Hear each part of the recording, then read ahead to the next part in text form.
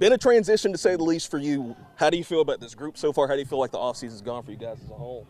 Oh, the off-season's been really well. The administration's helped make it a lot easier for me. I got here late April, got to know the kids, their names, their stories.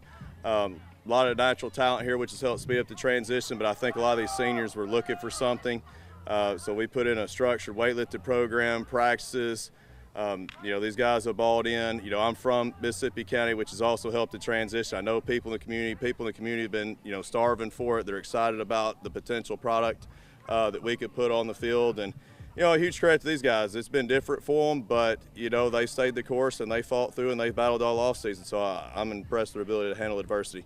For folks that haven't seen your teams, what's your philosophy on offense? What's your philosophy on defense?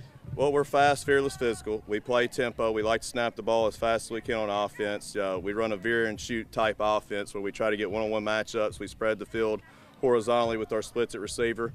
We give those receivers some freedom within choice routes out on the perimeter to be able to utilize their speed and get those one-on-one matchups. We also try to do it with offensive linemen too. If we have the numbers in the box, we want those linemen to win those one-on-one matchups too as well. And but we had a vertical run game. But one thing I'd say that's different about our spread a little bit is we have a physical run mindset, even though we're in a spread offense. Like I said, we like to run an A-gap pipe quite a bit.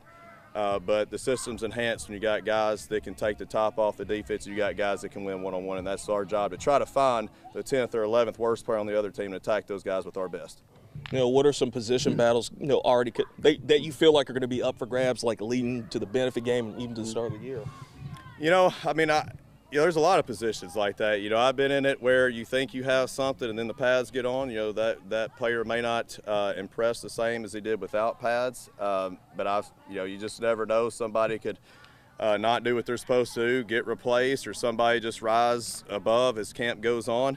And those guys are pleasant surprises when you start going live. What you don't want to see is game slippage in the game where you've taught a player a certain amount of things and then all of a sudden they forget their job when they get in and get somebody from the other team. And that tends to happen sometimes. And there's some guys who rise to the level of the occasion and, they do it exactly like they rep it in practice. But the biggest thing is trustworthiness in a player, and that allows you to have predictability as a coach to know what to call because you know what that player is going to do.